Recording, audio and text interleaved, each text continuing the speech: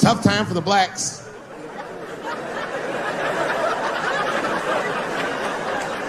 These are not good times for the blacks. I don't know if you know what I'm talking about, right?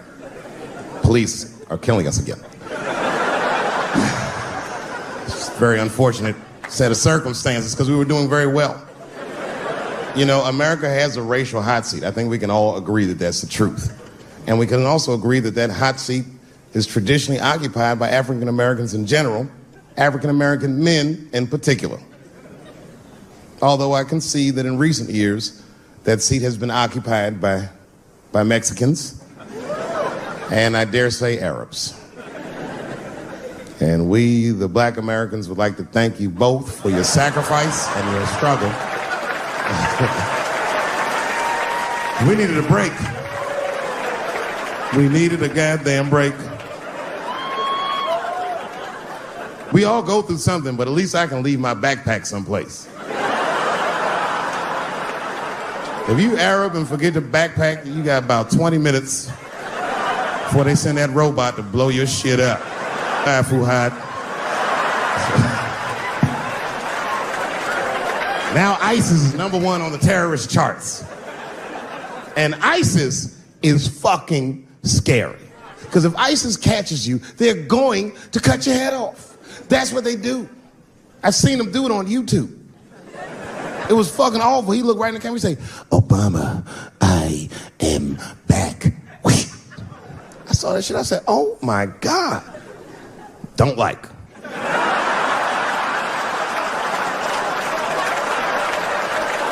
How's this guy cutting people's heads off on YouTube? I can't even post a dick pic, and this motherfucker is decapitating people. I'm gonna have to change my settings. You know, everyone has it hard, but I think harder than black people and harder than Arabs and harder than Mexicans, you know who has it the worst? Fat black people.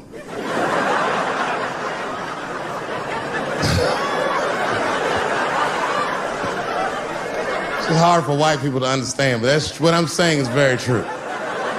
Fat black people have a really rough road because all manner of things kill white people, but you know what kills more black people than anything, more than police and terrorism? Salt, nigga. Regular. Here, white people are getting Ebola cures and shit, and meanwhile, I'm dying from fucking the flavoring.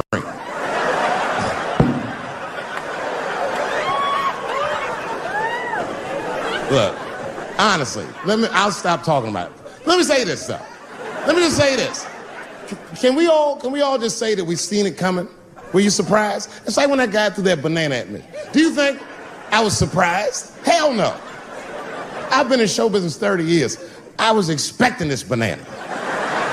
I knew one of these nights, it's like somebody gonna throw a banana at me one of these nights, niggas. Because that's how it starts, with the name calling. Like that Paula Deen. Remember Paula Deen got fired from the Food Network? If you know anything about show business, it is really hard to get fired from the fucking Food Network. And they dropped that bitch like a hot potato.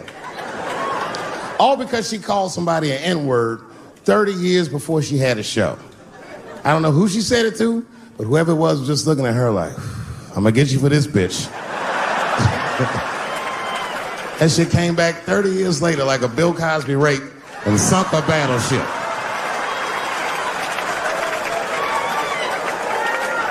And every black person was mad, but we weren't like that mad. I was just like, well, how's this bitch gonna call me a nigga when she taught me how to fry chicken? That's not fair.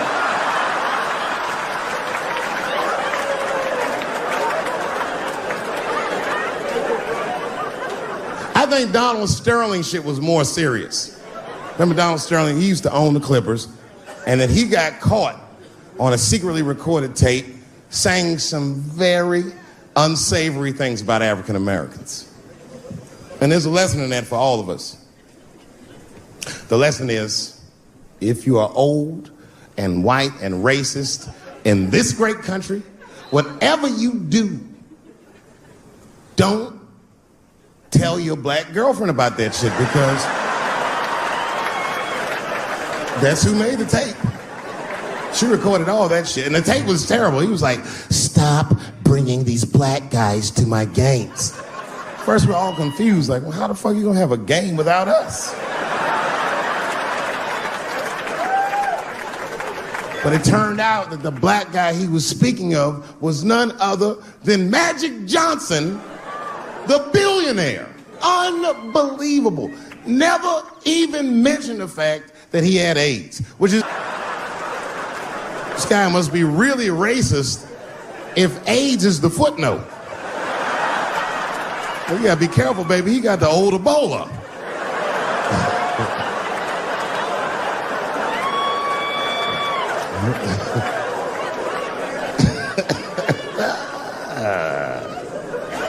You can say what you want about that girl, but I'm gonna tell you right now, she is a goddamned hero. Because you might have thought these things were happening before, but now you can see it all in front of you without a shadow of a doubt. That shit actually went down. She sucked that old guy's dick. She really took one for the team on that one. That's really gross. This dick is like 80 years old. It's like tasting history. Like 5 wars on it, Civil Rights Movement, Great Depression. This guy's been fucking from 40 years before Bill Cosby's first rape. This is a very old man. It's a very old penis. But all that shit is still, it's just name calling. Like, name calling does not break the modern black man. That's not gonna do the trick. I don't give a fuck about that. Like, if I went to Kentucky Fried Chicken, Ku Klux Klan, hood on top of their head, what do you think I'm gonna do in this day and age? Run out Kentucky Fried Chicken? Not if I'm hungry. I'll go straight to the front. Hey, man, let me get a 2-piece. I don't give a fuck what he says. You want a biscuit with that, nigger? I thought it came with a biscuit. What's all this attitude? I want a 2-piece. Chop, chop. You know what it is. But I'm not going to be mad. Why would I be mad? He's the one that's got to work at Kentucky Fried Chicken, not me.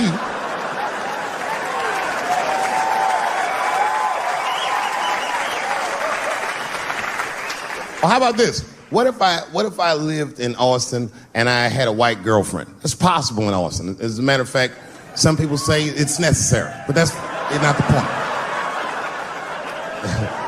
And me and my white girlfriend at home one night and we're just doing what lovers do. Maybe she's butt naked and she's down on one knee, giving me a hand job. I love a good hand job. And she's really jerking me off. You know, getting her obliques nice and tight. I got a huge dick, so she's like, And I'm like, wow, this really feels wonderful. I think I'm gonna come. Nigger. I know, that's a tough one. But what do you think I'm gonna do? Hey!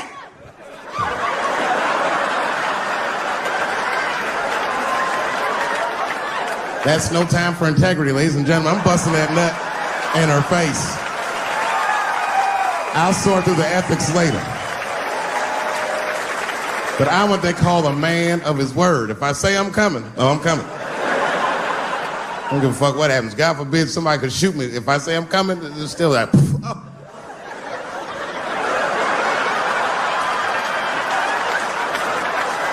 Doesn't mean I like getting shot.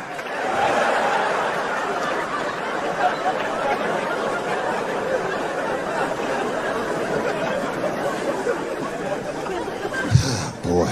Yeah, tough time for the blacks. I'm not gonna say nothing about the police. I'll leave that for Chris Rock. Oh.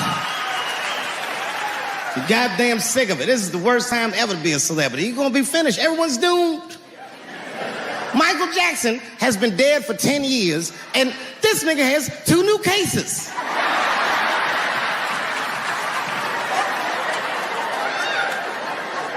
And if you haven't watched that documentary, then I'm begging you, don't watch it. It's fucking gross. I felt like HBO was sticking baby dicks in my ears for 4 hours straight. Really nasty shit. I don't want to know all these things. Turns out, Michael Jackson allegedly likes a long gander at the anus. So they said he stares at people's buttholes. That's what they said. That's how gross the documentary was.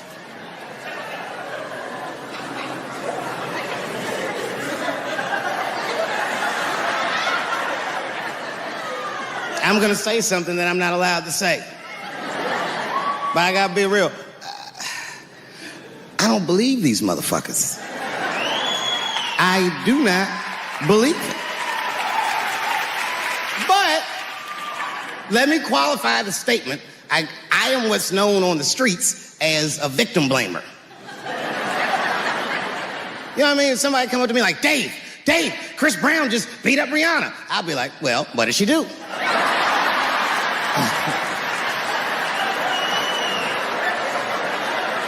Dave, Michael Jackson was molesting children. Well, what were those kids wearing at the time?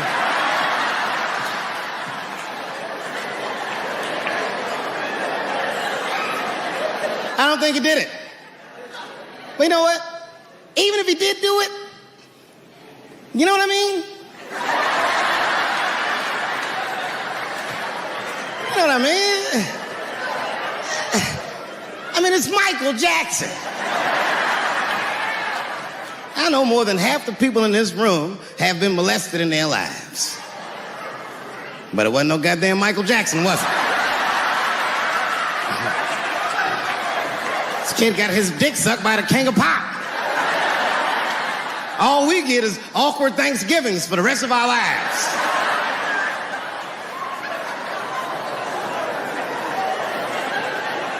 You know how good it must have felt to go to school the next day after that shit? Hey, Billy, how was the weekend? How was my weekend? Michael Jackson sucked my dick. And that was my first sexual experience. If I'm starting here, then sky's the limit.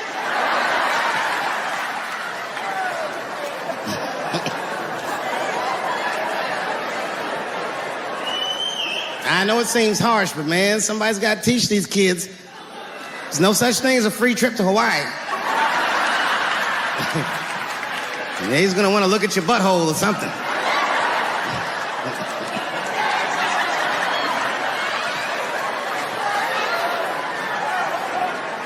You know why I don't believe it?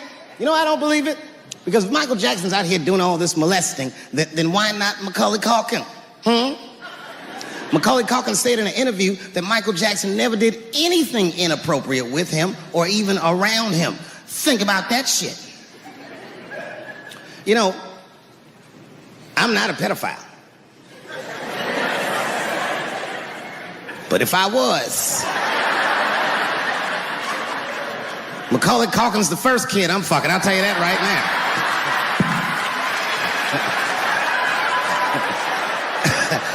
I'd be a goddamn hero. Hey, that guy over there fucked the kid from Home Alone. And you know how hard he is to catch.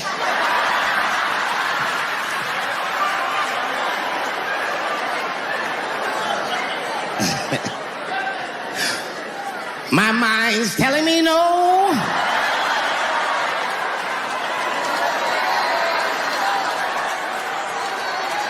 Okay, R. Kelly is different.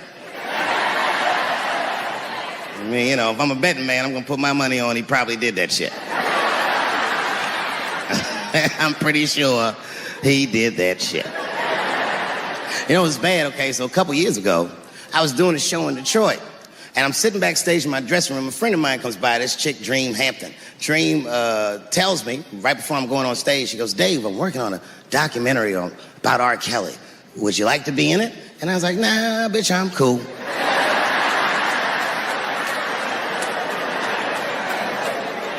I went on stage, I just forgot about the shit. And then 2 years later, the documentary comes out, Surviving R. Kelly. And when it comes out, Dream's promoting the shit, and she keeps bringing me up. She said, I asked Dave Chappelle to be in my documentary, and he said it was too hot for TV. Bitch, I did not say that. It does not even sound like how I talk. Oh, that's too hot for TV? I would never say that shit.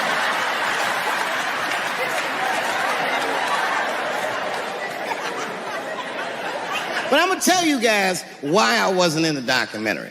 There's a very simple reason, and I cannot stress this point enough. The only reason that I didn't do it was because, and it's very important, I don't know this nigga at all. I don't know anything. I don't know anything that they don't tell me about. I don't hang out with this nigga, nothing. So what the fuck do I gotta be in the documentary for? This guy, R. Kelly, got another sex tape out now. Can't believe that shit. This guy makes more sex tapes than he does music.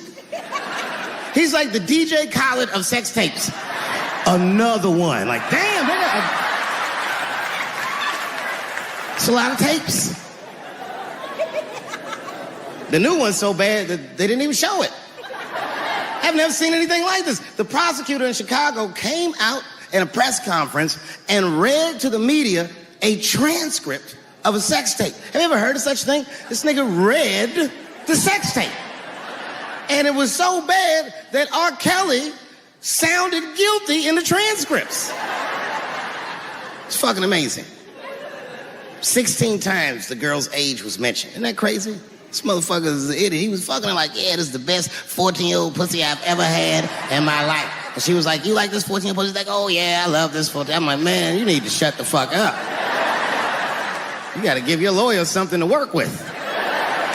You're supposed to be on the tape like, this is the best 36-year-old pussy I've ever had in my life.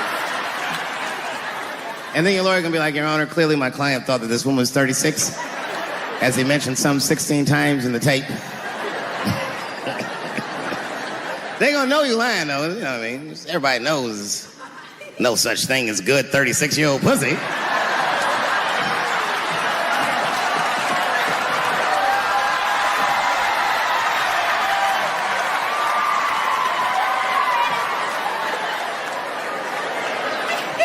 Doesn't matter what I say.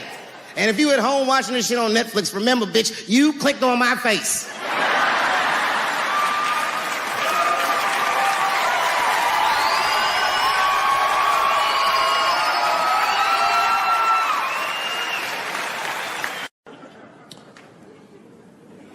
The second time I met O.J. Simpson,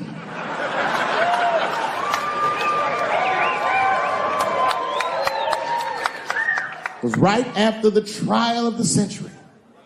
There I was, now a young man of probably 23. O.J. Simpson was the most famous or infamous face on planet Earth.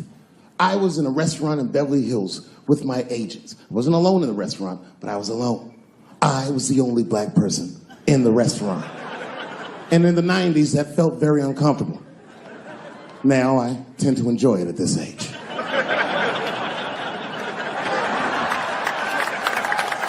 I was having dinner with my agents, celebrating a deal that they told me was lucrative, but I later learned fucking sucked. And suddenly, a group of women walked by. Every race was in that group.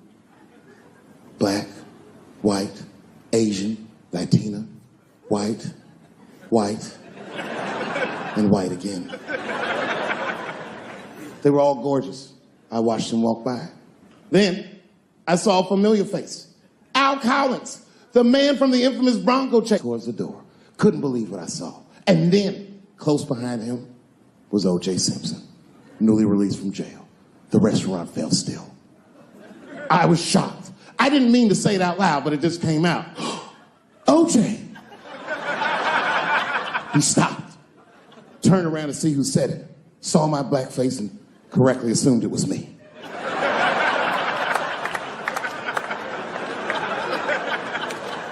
I was sitting in the corner of the booth. He leaned over all the white people I was having dinner with and shook my hand. How are you, young man? He looked in my eyes, and I could see in his eyes that he didn't remember meeting me the first time. And then he walked away. And I looked back at my agents, and all of them had nothing short of disgust on their faces. And the only one with the courage to voice their disgust was a woman named Sharon, who used to represent me. How could you, she said. How could you shake hands with that murderer? I said, Sharon, with all due respect, that murderer ran for over 11,000 yards.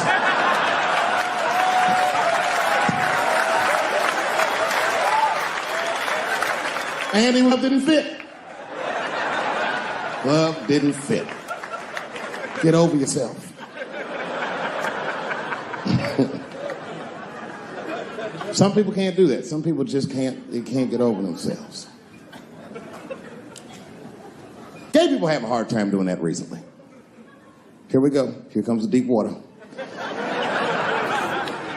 No, recently I've noticed that. I noticed it with that Manny Pacquiao controversy. Yeah, no, it was now in the gay community's defense, Manny Pacquiao said some outlandish shit about gay people. Very, very not nice things that I won't repeat, but there was biblical verses and some analogies to animals. Wasn't a good look. Nike took his shoes immediately, which I thought was a little harsh. A little harsh. You know what I mean? Because he's, just because he's Asian. You know what I mean? Fuck, you gonna take shoes off Asian dude to appease a gay dude. You know what I mean? No? You don't know what I mean. But Asian people kind of know what I mean. No? No Asians in the front? No? No, this is what I mean. Okay, look. Okay, you're an Asian dude. No, I say this with no disrespect. But we're all Americans, right? And we can agree that America has a huge body count all over the world. But nowhere more than Asia. Literally, if you look at history, recently, we have bombed the masculinity out of an entire continent. We dropped 2 atomic bombs on fucking Japan, and they've been drawing Hello Kitty and shit ever since. There's a lot of lady boys in the wake of our bombs.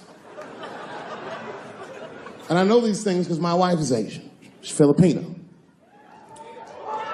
All right, well, okay, so that explains it. Now you know why you see me at all those Filipino events. I'm not there picking up pussy, I'm dropping some off.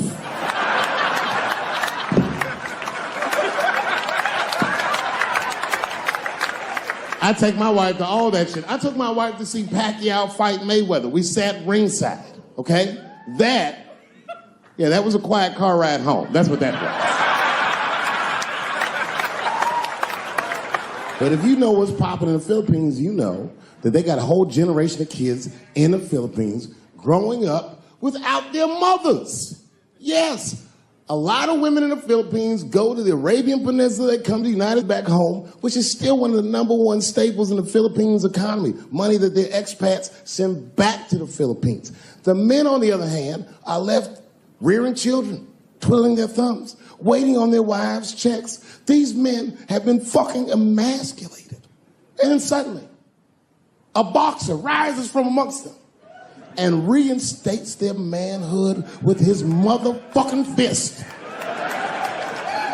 This is not the guy you're supposed to ask, what do you think of homosexuals? He's not your champ. Shit. That's why I don't have a sneaker deal, because if you say something that people don't like, they'll take your fucking shoes off. Throw the head. They've got the longest mental gap to bridge. That's all I'm saying. Because, you know, whenever I see one of them T's on the street, I don't mind them, but I'll be like, man, I miss Bruce. I'm sorry, guys. I'm 42. I remember Bruce Jenner. Before the Kardashians, before all that, this motherfucker was a white American superhero. It was amazing. He was beating Africans at track and field. We'd never seen anything like it. He was on my cereal box growing up. You know how much of that cereal I ate, nigga? I didn't know he was gonna do that.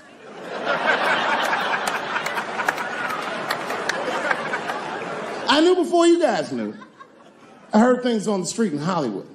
You know, you just be out, see people. Hey, what's up, Kanye? Why the long face? Nigga, you'll see. I got 2 mother-in-laws now. And when I heard he was gonna do it, I was scared. I didn't think the public was ready. I didn't think the media was ready. And you know what? I was wrong. Never seen anything like it. Welcome to the world, Caitlin. So long, Bruce. Hello. Somebody called me a nigga in traffic last Wednesday. It's so long, it takes a minute.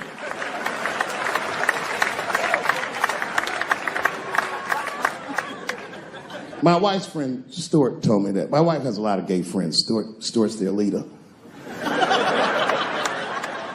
She has a lot of gay friends. And I don't like them.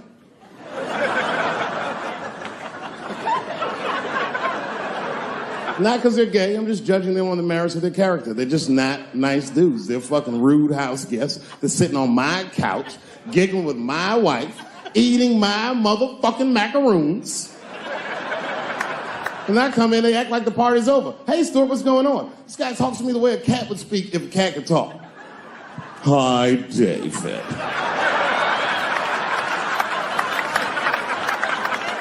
Stuart, what's all the beef, man? What's going... He always wants to have some kind of gay political argument. The last one was about a petition in federal court to take the words husband and wife out of the law. I said, well, why would you want those words out the law? He said, because it discriminates against same-sex couples. I was like, niggas, please save me the semantics. Just trust me, take your chips and get the fuck out of the casino. You're by the side, talk that over amongst yourselves, and whichever one of you is gayer, that's the wife.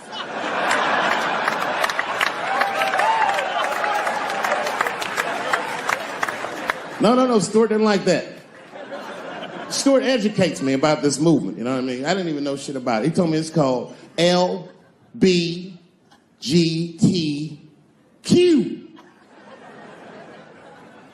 I was like, what the fuck is the Q? Does that even make sense, Q? Turns out Q is like the vowels. That shit is sometimes Y.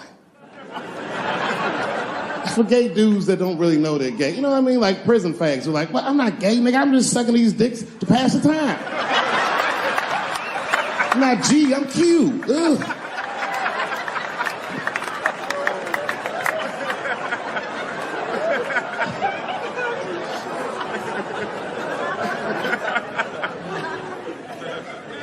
I think, okay, again, of all those letters, the T has the toughest road ahead. In fact, I think the T should stand for tough. If Martin Luther King had a sneaker deal, we'd still be on the back of the bus. They always true, the Nike exec come up, hi, Martin, we need you to tone down the talk of civil rights and blacks being humans. It's upsetting our southern distributors. But I don't understand. I thought that's why I had a sneaker deal in the first place. Not quite. Really, it's a walking shoe, and we like the marching, but try to understand. Fuck that shit. You know, I get it, though. I understand why gay people are mad, and I empathize. You know what? I'm just telling you, this is a black dude. I support your movement. But if you want to take some advice from a Negro, pace yourself. These things take a while. Just because they passed the law doesn't mean they're going to like you. Because Brown versus the Board of Education was in 1955. I was shocked. Is this happening? Wait a minute. Is this a time in American history when an American can make a decision for themselves?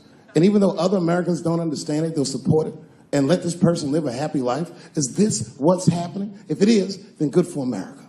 That's Dave Chappelle, the American. Although Dave Chappelle, the black American, he was a little jealous. I was like, how the fuck are transgender people beating black people in the discrimination Olympics? If the police shot half as many transgenders as they did niggas last year, it'd be a fucking war in LA. I know black dudes in Brooklyn, hard street motherfuckers that wear high heels just to feel safe.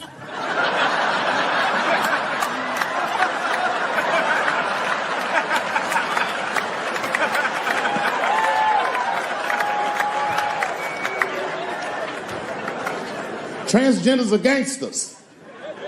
I used to do business with a transgender in Hollywood. Man, everybody would be scared of her in the boardroom. She walk in there, newly minted woman, high heels, purse. Shit.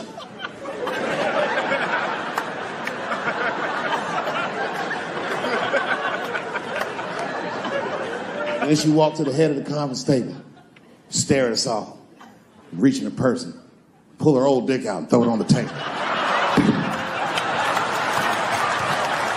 Let's talk business, gentlemen.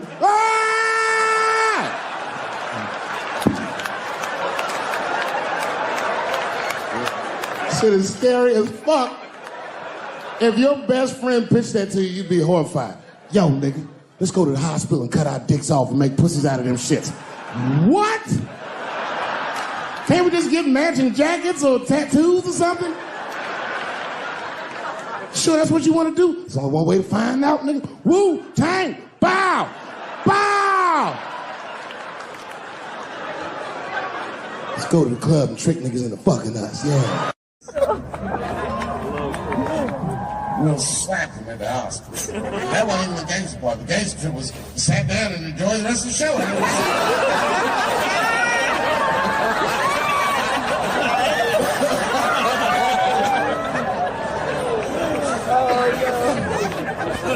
Wow!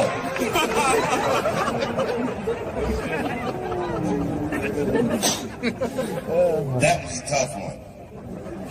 I didn't sing a lot of wild shit in my life. Slap Chris. Now, I don't know whose fault that was. I don't know what was going on. Chris is my man, but you know what I mean?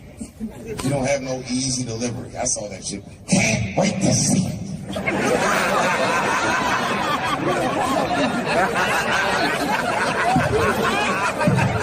Can't wait to see it.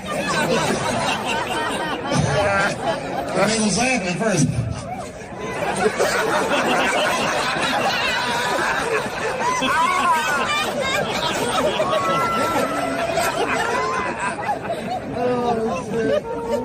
That was a tough one. Everyone asks me what I think. I don't know what I think. They say, Dave, who do you think was right? Well, I mean, I don't know who was right or who was wrong. What I do know is it was Bill's dream that night. Right? Everybody on the internet was like, if he would never slap Dave Chappelle like that. Or if he slapped Dave Chappelle, some shit would happen. You know what I think when I see shit like that? Shut the fuck up. You gonna get me slapped? Nigga look like he slapped anybody. The fuck was that? Movie star slapping. That slap was wild. The war in the Ukraine stopped for 3 minutes when they our ancestors were picking cotton in Georgia like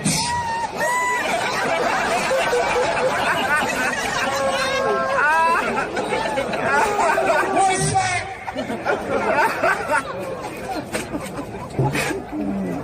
I don't think I've seen anything like it.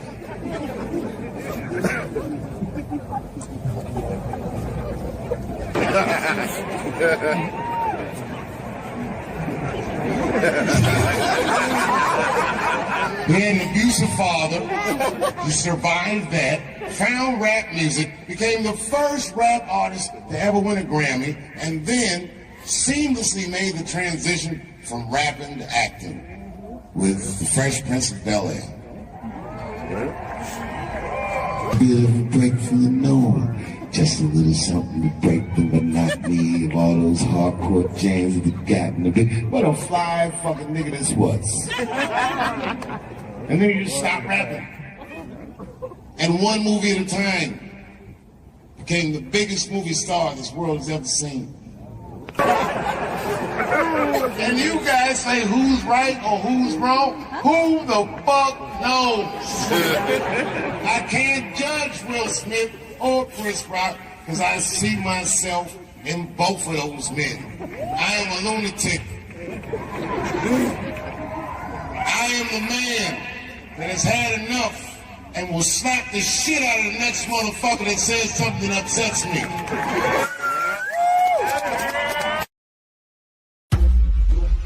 The crazy thing is I'm more nervous about doing stand-up than I am about bungee jumping out of a helicopter over the Grand Canyon. When you do music, you forget your lyrics, the audience knows them. And they catch up and they pick up, they go with it. With your stand-up, if you stutter, you stumble, if there's one moment where your heart jumps, they see it. To be able to stand on a stage with a microphone, no music, no backup dancers, no special effects, no second chances. Just you, the microphone, and the crowd, to me, is the hardest thing in entertainment.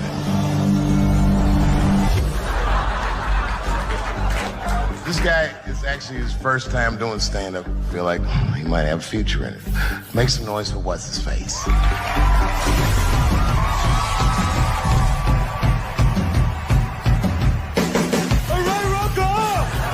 Stand-up is on my bucket list because I've always been terrified of it. I remember this one. It's straight to match like this. Said, what's that? Richard Pryor running down the street. There's nothing in entertainment that is more terrifying to me than standing up in front of an audience with just a microphone, with the anticipation that you will make people laugh. Yet when you connect to people, there's nothing like that. So I'm headed over to see the master. That's the first step of anything, anytime you want to do something new. And there's only one master that I would ever want to learn from in terms of stand-up. That's going to be a segue, right? That'll be like a segue. All right, so shoot, this is how the anticipation builds. All right, so we got it over my shoulder, right? Yeah. Maybe drop into slow-mo, maybe some black and white, as we build the anticipation for meeting the master.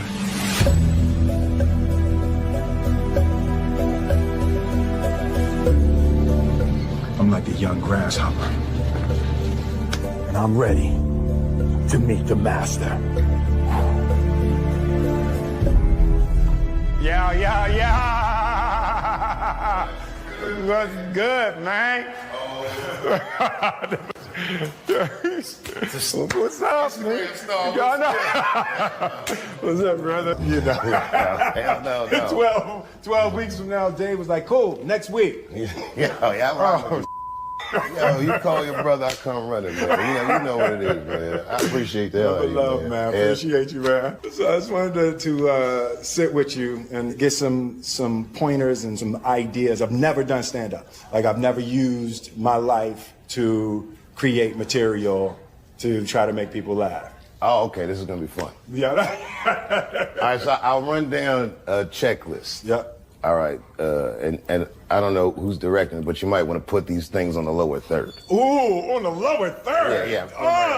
Put it right around here. There should be some, some words, okay? See, that's why you come to a master, right there. Yeah, you know, I know the lingo. The first thing I'll tell you is confidence is key. The reason you should be confident is primarily because you're Will Smith. Like, it's not gonna go bad. No. Because I've been watching you for years. You're actually a funny dude. I've spoken to you before. You're a great conversationalist. Because what else do you really need? All you need to do is pick the right to talk about. Yeah. So then, number two, pick the right to talk about. And the best advice I got ever doing comedy was from a comedian that was not particularly good, but the advice was very important to me. He said, you are one of these comedians that think you have to be funny all the time. And you don't. But you do have to be interesting all the time. That's deep. It works, I like man. that. Yeah. You have to be interesting all the time. So you just got to look at it like you're conducting a conversation with no rebuttal. Got it. They're talking back with their laughter or, in many cases, in my cases, their disapproval. It's definitely. You know, but especially someone of your stature, if they can feel you, they'll never forget you. They'll be like, okay, this is the greatest that's ever happened. And you can tell them about anything. The more embarrassing it is, the more relatable you are, because because everyone thinks you're perfect. It's part of my bucket list. Things I've always wanted to do, things I've been afraid of. So I'm jumping out of a helicopter. I'm doing stand-up. And I'm Kathy Griffin.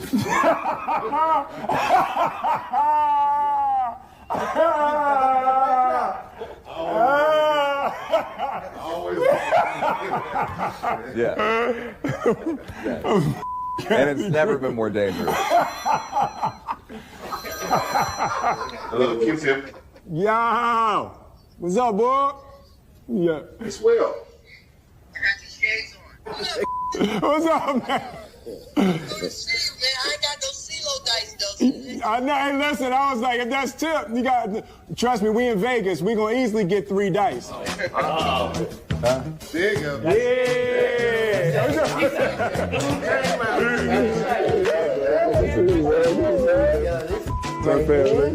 CeeLo King. Yeah. Them dice. Don't let the smoke case fool you. Listen, they just He'll do. take all your money. They just let the dice do. They do what I want them to do. They do what I want them to do. 1, 2.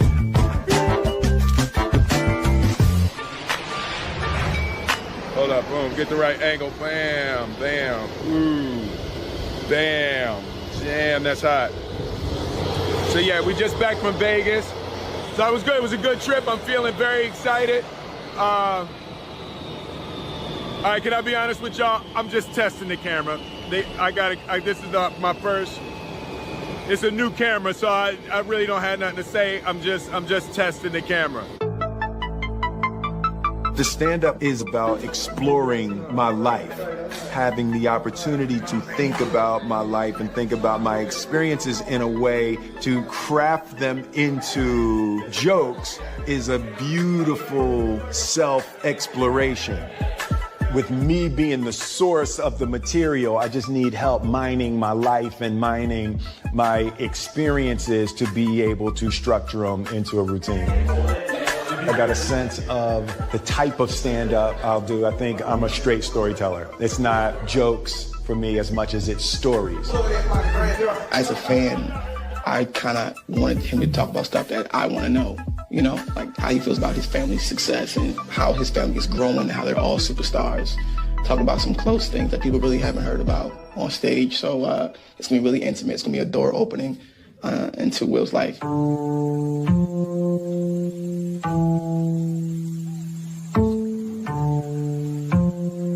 It's my morning walk. I usually take a morning walk out at the house.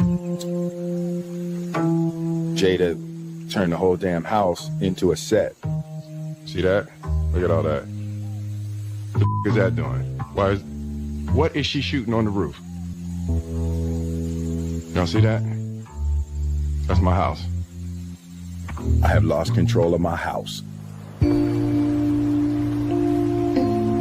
Tell us the real reason, the deeper reason for you as to why you are doing this. You've known me for a really long time. You've known me for more than half of my life. Absolutely. You know how much fear I function under. Absolutely.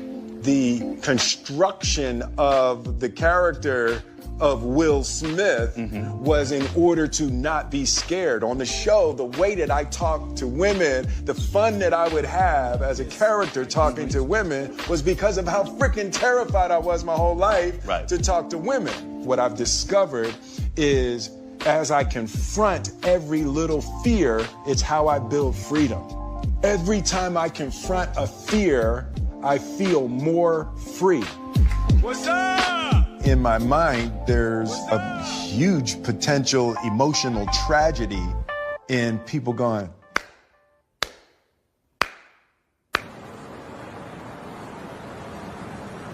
I'm getting nervous. Are you? We're getting close. Yeah, I'm actually getting nervous. I'm going to learn something about myself.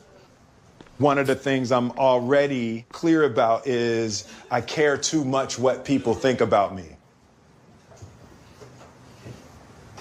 Like there's something I have to earn from people, like addicted to adoration. Like I thought I had broken that. But as I can see, I still struggle with a little bit of a need for approval. The nerves around being judged are huge for me. It's been a big part of the difficulty in experiencing the joy that I want to experience in this life. And even doing the stand-up, if it sucks, it sucks, but I'm not going to allow the fear of the disapproval of others to keep me from living the way I want. The good news is, fear is good for comedy. Really? Okay. Yeah, it's the best. I need that. One of the best shows I ever seen, a guy that went on was Terrified. Love it. All right. Yeah, no, Good. that's good. So I'm lined up for that. Yeah. I'm definitely lined up for that. The other thing is you gotta remember, you're a big star. Yep. If you look anybody directly in the eyes, they might look away. Wow. That's the power of celebrity. And you're a good dude. You don't have to put on any airs. You just, whatever. You know, I mean, being a good dude in comedy, that's rare. Comics are ass to the nicotine. You know the hardest part for acting with me? Not looking in the camera. Not looking I can't even do the basics. Do you have any comments about Kanye West running for president? What? Kanye West running for president. I've heard nothing about this man. Oh, really? No, I haven't heard anything about this. Okay. Man. All right. Well, hopefully we'll get the right celebrity in office. Yes. Can you, Will Smith, or you run for president? You would vote for me if I ran? I would. All right, yes. I'm gonna consider it. I'm gonna take that under advisement. Please. And I'll be the vice president. That way, nothing bad will happen to Will. Oh my God, that is wonderful. A rock and a hard place. I love you guys. I love you. Be well. We have to make a movie together. That will be hilarious. Hey man, what's my last minute pep talk? You said something to me in Vegas that I've been thinking about since you said it, about confronting fear, like that's what your life's about. Yeah. And I'm like, that's a great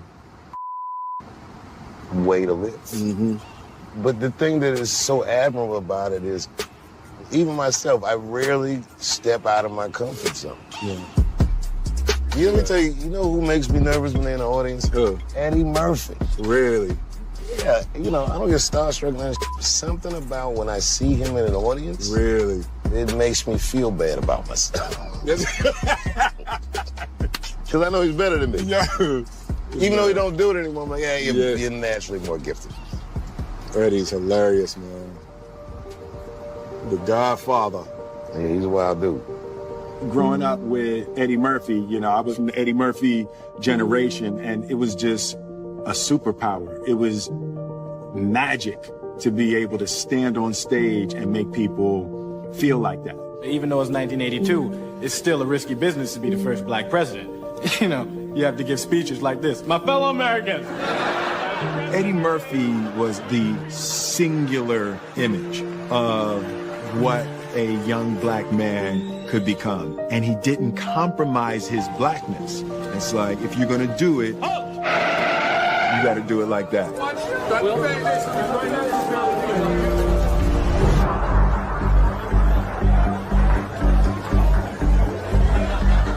Feel that energy? Feels good in here, doesn't it? Well, don't forget, herpes is in the room. I've definitely used fear to overcome my internal and personal weaknesses. How can I use the negative emotion that I'm experiencing and direct it toward positive outcomes? I want to bring another guy up to the stage. This guy is actually his first time doing stand-up, but I don't know, something about his guy. I feel like he might have a future in it. And every once in a while, as the host, you got to go with your gut. So please give this next gentleman a warm round of applause. Make some noise for what's his face.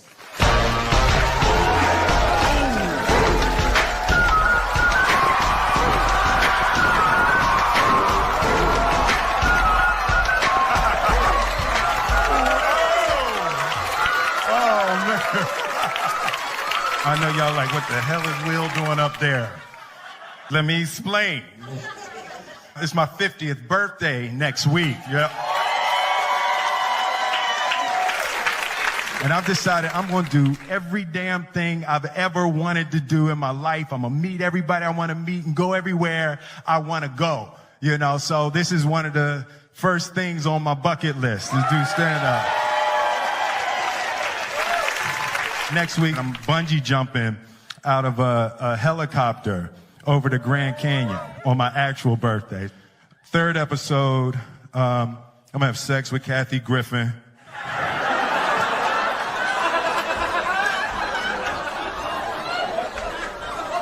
Dave made me say that. Dave made me say that. It's really a new time in my life. You know, my kids all grown, my family, they all doing their thing. And, you know, and I've kind of lost control of my house. Like Jada, she's shooting her show, the Red Table Talk. Some of y'all seen that? Red Table Talk. Oh, yeah, you saw it, yeah. No, you can enjoy it because she's not telling all your business. Yeah, Jada giving it up on Red Table Talk, boy. Sorry, babe. Because my wife, Jada's here. She's right here. I wasn't expecting Jada to be here. I wasn't expecting to have to say it in front of you. Will! You stick to the script! I'm not...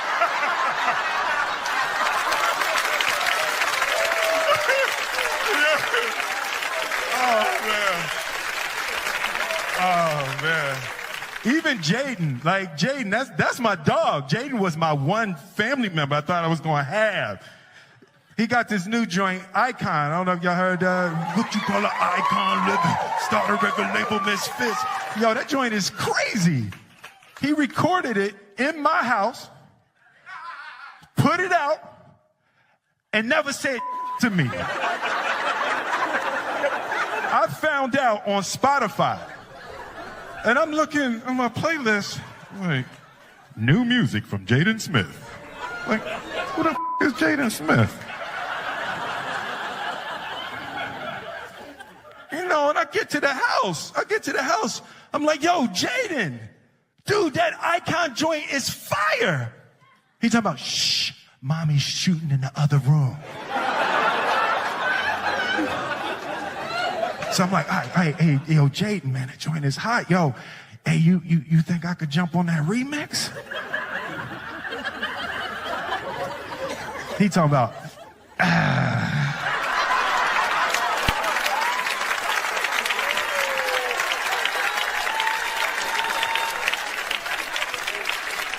was like, he just looked at me like I'm the second best rapper in my house. So I waited for him to go to sleep. I went in the studio, I jumped on the remix anyway.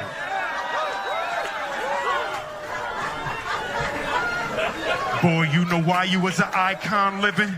You was born from an icon living.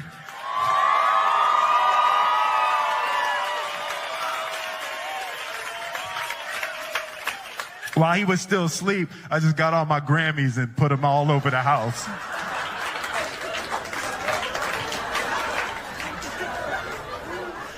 He came down for breakfast in the morning. I'm drinking my coffee out my summertime Grammy.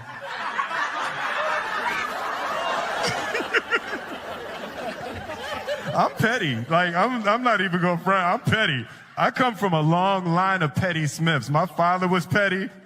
I remember when Independence Day came out, and it was like, it had broke all the records and all of that, and global, biggest movie, everything. And my phone rings at 3 o'clock in the morning. He like, hey. I'm like, yo, Dad, what's up? Hey, man, you see these numbers? I was like, it's 3 o'clock in the morning, Dad. I ain't seen it. Hey, remember I told you there ain't no such thing as luck. Remember I told you that? I'm like, yeah, Dad, man, I remember. Remember I told you there ain't no such thing as luck, only what you make. Remember I told you that? Dad, I remember. It's 3 o'clock in the morning. Remember I told you there ain't no such thing as luck. Luck is when opportunity meets preparation. Remember I told you that? I'm like, yeah, Dad. Or he said, that's bull. You the luckiest mother I ever met in my life. I'm Will Smith. Thank you very much.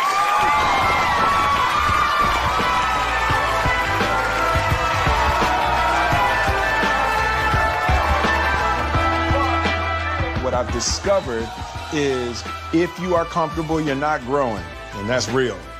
As I confront every little fear, it's how I build freedom. Every time I confront a fear, I feel more free. It's what Buddha called sublime detachment. Life is so much fun when you don't give a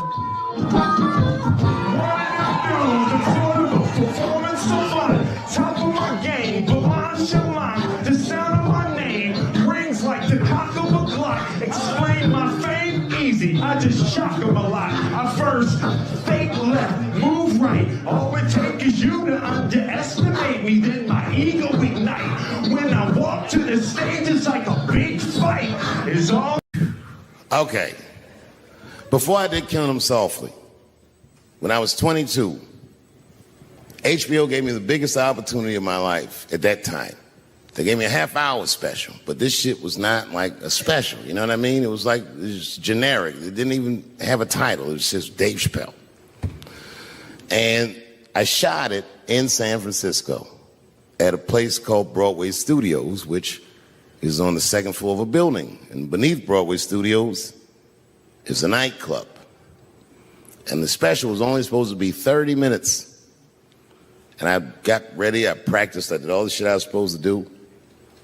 And the night that I taped, 20 minutes into my 30-minute set, I'll never forget this, music started blasting from the nightclub underneath. You could hear it real loud, and it fucked my whole show up, and I was devastated.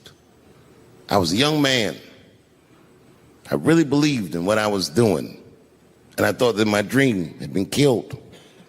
So when I got off stage, I ran down the steps to the alley behind Broadway Studios and where the control trucks are parked, and I kicked that motherfucking door open, and I started yelling at all the producers. I was nobody in show business, just a guy that believed in us. I said, man, you fucked everything up. That fucking music, what the fuck were you thinking? And there was a guy who was a big-time producer, I ain't saying no names, and he stood up, and he said, hey, kid, sit the fuck down. He said, we didn't ruin anything. He said, we made a deal with that nightclub to not play music, and they didn't honor the deal. And I said, who didn't honor the deal? And he pointed to a guy. I'll never forget it. It was an old white man sitting in the Ford Taurus by himself. And he said, that guy right there. And I didn't waste no time or ask no questions. I went to that Ford Taurus, and I beat on that window, and I said, open the door, motherfucker, I want to talk to you. And that old man looked at me for 1 second and wisely drove the fuck off. And left me in the alley cussing at anybody who would listen. And 2 minutes later, literally 120 seconds later, couldn't have been any more than that, the doors of the kitchen in the alley of that nightclub underneath Broadway Studios flung open. And that old man was standing there, that same old man with reinforcements. He had 2 big goons with him, and he looked at me, and he was calm as a cucumber. He said, you, come here. I want to talk to you. I didn't know anything about the streets at this age. But I found out later in my life that these men were Russian mobsters. And I don't know what you guys know about the Russian mob, but these are the niggas that killed Denzel in Training Day.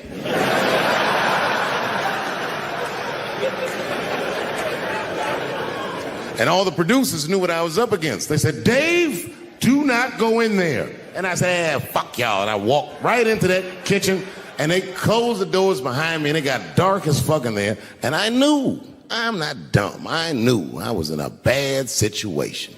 But you have to understand, I believed in what I was doing, and I didn't give a fuck. Just kept cussing at these motherfuckers, telling them how they ruined my life. And that old man couldn't believe that I was talking all this shit. And as soon as I took a breath, he stopped me gently. He said, hey, kid, listen. Your friends lied to you. He said, we made a deal, but your friends never paid me. And when he said that, I realized I was locked in a kitchen.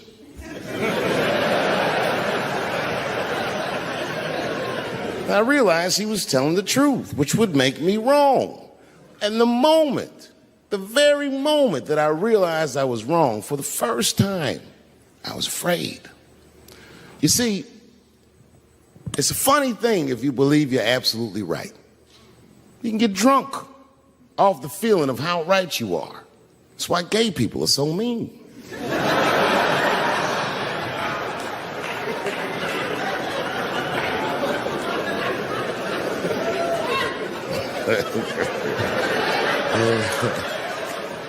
But I didn't buckle. You guys would have been very proud of me. I was scared, but I didn't buckle. I said, well then, sir, I owe you an apology. But I believe that no matter what reason that music was playing, it ruined my life. And that old man looked at me with sympathy in his eyes. And he walked over to me and he gently placed his hand on my cheek, which I gotta tell you, is a very emasculating thing to do. I was standing there looking at this nigga's hand on my cheek like,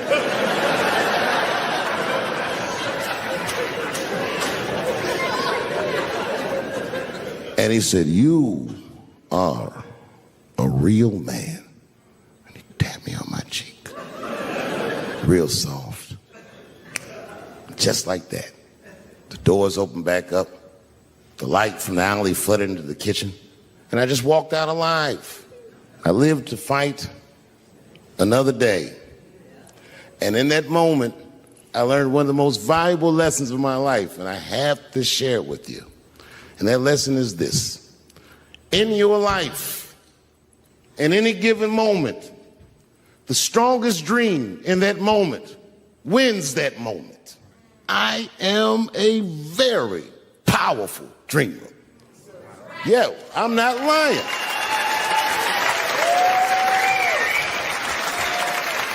I dreamed tonight, this very night, as a 14-year-old boy, and I am living it as a 50-year-old man.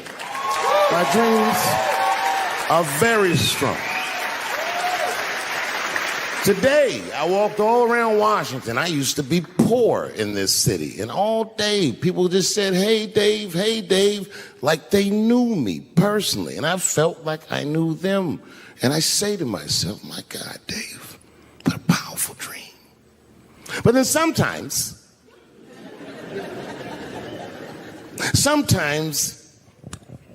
I feel regular. Feel like myself. Maybe I'll smoke some weed and be in some nightclub and feel shy. But I'll look across the nightclub and I'll see some guy that no one's ever heard of. But this nigga worked all week and got bottle service. And his bitches bringing Moet with sparklers to him. I picture in my mind he's Persian. He's doing some kind of weird Persian dance. And he got 6 bitches at his table because he got so much liquor, and they all call him saying, "Go Cena, go Cena." And I'll be looking across the room like, oh my God, I'm in that guy's dream. I can hear him telling his friends, hey, how was the club last night? Man, that shit was fantastic. I had bottle service. I seen Dave Chappelle across the club looking at me like, ooh, who was that? And that's the trick to life. You have to be wise enough to know when you were living in your dream. And you have to be humble enough to accept when you're in someone else's. It's why I don't judge between Will Smith and Chris Rock. Because you guys look at them as big ideas, but I look at them as fellow dreamers. I can't judge between them because I see myself in both of them. I am Will Smith. I am the man that cannot take it anymore and will slap the shit out of the next person that says a crossword to me or somebody that I love. And I am Chris Rock. I am the man that can get slapped in front of the whole world and keep my composure so I don't fuck anything up. That is what men do. Men make boundaries. Men enforce boundaries, and men test boundaries. And no man tests more boundaries than a trans man.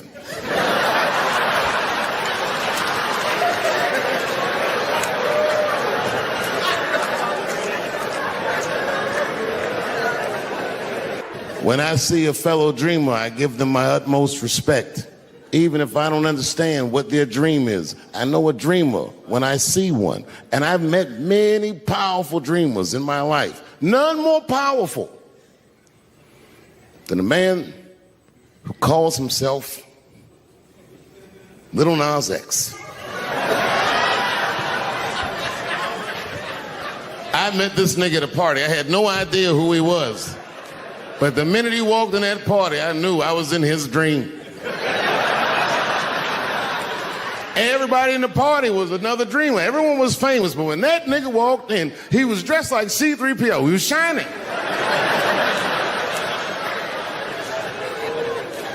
And everyone was like, oh my God, there he is. That's Lil Nas X. I didn't know who he was. And for some reason, out of all them dreamers, he walked right up to me. And he said, I tried to get you in my video. I didn't know what the fuck he was talking about. I said, what? I said, what? What video? And he just looked at me like, you know what video, and walked away. And I watched him walk away. I said, man,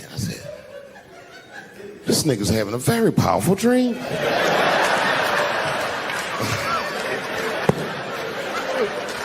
You know what it reminded me of? It reminded me of when we was in grade school. Remember in grade school, the teacher would ask everybody what they want to be? Timmy, what do you want to be when you grow up? And Timmy acted like he had an idea. He'd stand up, he'd say, I want to be a fireman.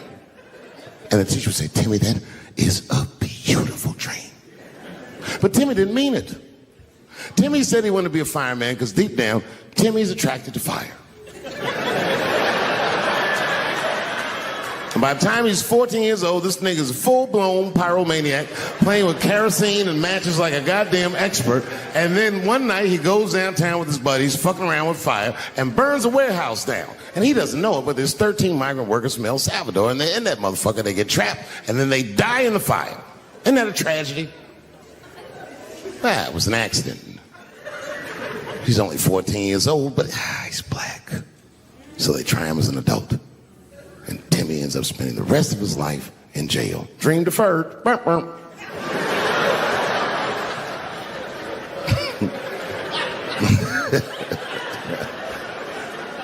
What about you, Billy? Billy, what do you want to be when you grow up? And Billy stands up and he says, I want to be president of the United States. And the teacher says, oh my God, Billy, that is a wonderful dream. And Billy means that shit. Billy does everything right. That motherfucker gets his grades up. He joins student government. He even does extracurricular activities like show choir just to make his resume look good. He's on track to be president, but junior year he wipes. When he's 16, he gets his girlfriend pregnant and has to drop out of high school to make ends meet. But lucky for him, the local Walmart's hiring. By the time he's 20 years old, this motherfucker makes assistant manager at Walmart. He's the youngest one in the district. He says, oh my God, if I can keep this up for 4 more years, I could be a manager. And if I can keep this up for 6 more years after that, I could even be a regional manager and have as many as 3 Walmarts under my control. And he's a big picture guy. He sees where this path is going, so he kills himself.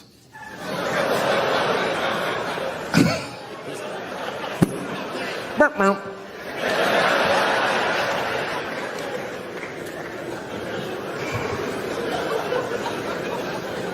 what about you?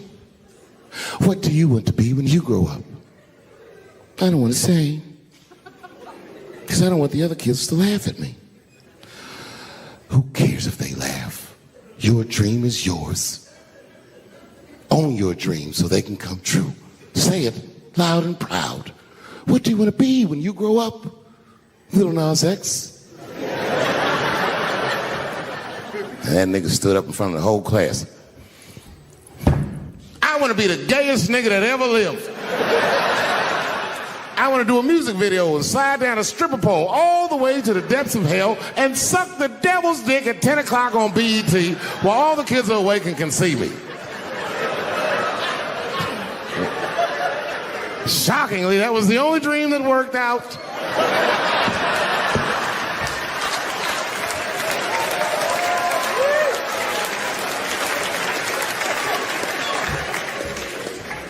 That's why I'm here tonight in the city where I built the dreams that I live. Because I wanted to tell you all that they came true. And I wanted to thank you all for making the man that I am today.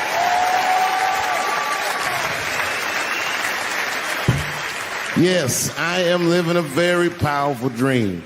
Every time I come to this city and I stand in front of you, I realize that, my God, man, this is not my dream at all. It's yours. And I am honored to be in it. Thank you very much, Washington, D.C. I'll see you next time. Hello, xin chào tất cả mọi người. Chào mọi người đã quay trở lại với buổi review sản phẩm của em Lan ngày hôm nay. Thì sản phẩm của em Lan ngày hôm nay đưa đến cho mọi người đó là một viên uống, đó là viên uống viên xương khớp nhé. Viên xương khớp, cái sản phẩm này là sản phẩm điều trị viên xương khớp cho mọi người nhá. Đây. Sản phẩm này là sản phẩm viên xương khớp này. Viên uống viên xương khớp này là có thành phần chính gồm các glucosen, vitamin D3, MSM, collagen type 2. Các sản phẩm dùng để hỗ trợ điều trị các triệu chứng của viêm khớp như là viêm khớp, khô khớp, tổn thương mô sụn khớp. Tổn thương mô sụn khớp thì đây là những cái sản phẩm để chúng ta uống hỗ trợ nhé. Thương hiệu là của dược phẩm VCAS. Đấy, hộp đóng gói là hộp của nó là họ là 30, một lọ 30 viên, dạng bào chế, đường uống, xuất xứ là của Việt Nam. Đối tượng sử dụng là mọi đối tượng và chúng ta sử dụng sau bữa ăn. Chúng ta sẽ sử dụng là sau bữa ăn nhé.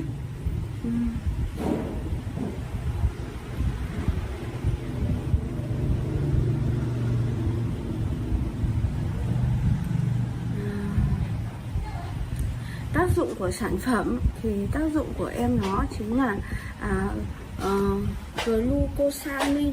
Glucosamine thì là mang lại những công dụng sau. Đây là glucosamine thì mang lại những cái công dụng đó chính là làm nguyên liệu chính tổng hợp lên propestigan, cấu tạo lên chất nền của sụn khớp. Đấy. Do đó thì sự suy giảm hàm lượng glucosamine trong cơ thể dẫn đến tình trạng đau nhức và thoái hóa xương khớp, nhất là ở người cao tuổi.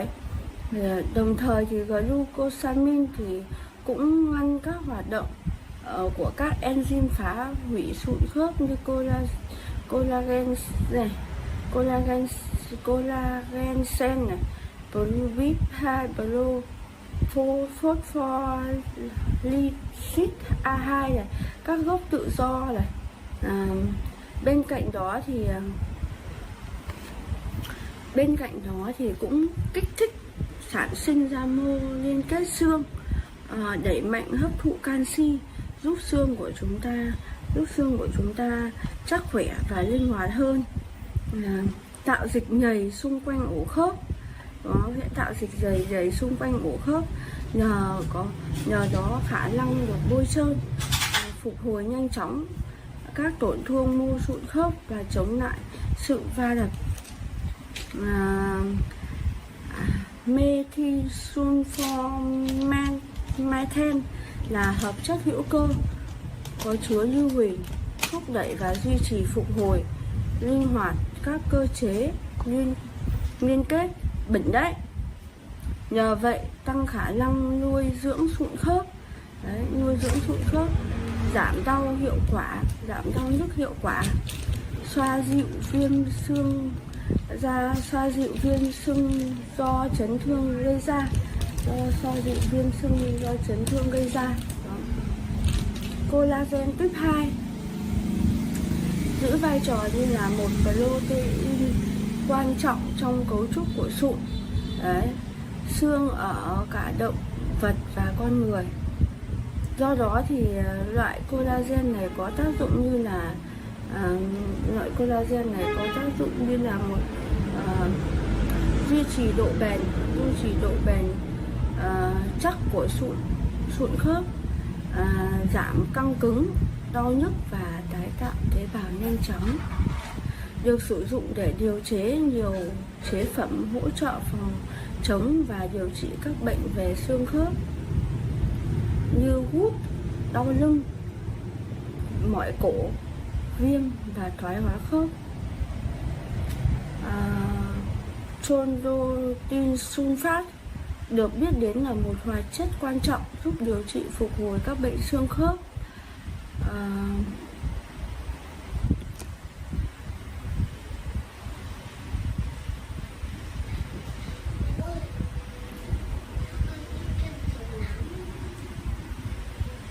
không bôi được, con lớn thì không chưa bôi được. Được biết đến như một hoạt chất quan trọng giúp điều trị và phục hồi các bệnh xương khớp. Cơ chế tác dụng nhờ ức chế các loại enzyme phá hủy sụn kết hợp với các xúc tác phản ứng tổng hợp của là một chất tăng cường hoạt động của xương khớp, xương khớp. Sụn vi cá mập cung cấp hàm lượng lớn các trôn-sulfat hiệu quả cho các trường hợp bệnh xương khớp như trên. Đấy. Cao liễu trắng có tác dụng giảm đau, luôn giúp cải thiện. Cao liễu trắng thì có tác dụng giảm đau nên do viêm khớp dạng thấp, gút xương khớp, cả viêm cột sống dính khớp thì cao phòng phong thì có tác dụng chống viêm giảm đau, giúp tăng khả năng miễn dịch của cơ thể. Đấy. Các thành phần còn lại cũng góp phần hỗ trợ bệnh xương khớp, chống viêm, giảm đau, tăng cường hấp thụ kali, calcic và nuôi dưỡng cho xương chắc khỏe và khớp linh hoạt. Chỉ định là sản phẩm dùng để hỗ trợ điều trị trong các trường hợp như là người bệnh bị xương khớp gây viêm khớp, khô khớp, có tổn thương mô sụn khớp. Đấy. Cách dùng thì bào chế ở dạng viên nén, dùng đường ống với lượng nước vừa đủ. Ăn sau bữa ăn, uống thì chúng ta sẽ uống sau bữa ăn nhé. Liều dùng thì tùy vào tình trạng cụ thể của người dùng nên được hướng dẫn dùng liều lượng thích hợp. Có thể tham khảo liều khuyến cáo như sau: uống 1 viên một lần, 1 đến 2 lần một ngày. Cách xử lý khi quá liều, quên liều và quá liều. Quên liều khi nhớ ra thì hoặc có thể bỏ qua liều đó để dùng các liều tiếp theo tại thời điểm như bình thường, không dùng liều gấp đôi cho một lần uống. Quá liều thì trên thực tế chưa có báo cáo về tình trạng quá liều sản phẩm. Tuy nhiên thì chỉ nên dùng theo đúng liều điều trị của sản phẩm. Nếu thấy dấu hiệu xuất hiện triệu chứng liên quan đến quá liều gây ra, cần thông báo thông tin với bác sĩ hoặc sở y tế gần nhất để được điều trị và hỗ trợ. Chống chỉ định là không sử dụng ở người có mẫn cảm với bất kỳ thành phần nào của sản phẩm. Công dụng không mong muốn. Sản phẩm chứa thành phần gồm các chất cần thiết cho cơ thể và cao được chiết xuất từ dược liệu thiên nhiên nên là tương đối lành tính, an toàn, dung nạp tốt. Chưa có tác dụng phụ được báo cáo để cụ thể từ người sử dụng. Trong trường hợp có xuất hiện bất kỳ phản ứng nào, cần thông báo cho bác sĩ hoặc dược sĩ biết để có cách giải quyết phù hợp. Tương tác thuốc thì đến nay vẫn chưa có nghiên cứu chứng minh tính tương tác của sản phẩm với thuốc này hay thực phẩm, các thuốc hay là thực phẩm chức năng dùng đường uống khác. Tuy nhiên, để đảm bảo trong quá trình sử dụng sản phẩm được an toàn và mang lại hiệu quả tối ưu thì hãy hỏi ý kiến bác sĩ khi dùng, phối hợp với bất kỳ sản phẩm nào khác. Sử dụng trên phụ nữ mang thai và bà mẹ cho con bú thì chưa có dữ liệu an toàn về việc sử dụng sản phẩm đối với đối tượng là phụ nữ mang thai hoặc ăn cho con bú. Vì vậy thì cần tham khảo ý kiến của bác sĩ và nhân viên y tế trước khi dùng, để trong trường hợp này cần theo dõi chặt chẽ trong suốt quá trình. Người lái xe và vận hành máy móc thì chưa có báo cáo về tình trạng bất thường của sản phẩm và khả năng lái xe vận hành máy móc của người sử dụng. Đấy là những cái điều chúng ta nên lưu ý khi sử dụng cái thuốc viêm xương khớp này nhá. Thì cái video của em đến đây là kết thúc rồi. Bye bye.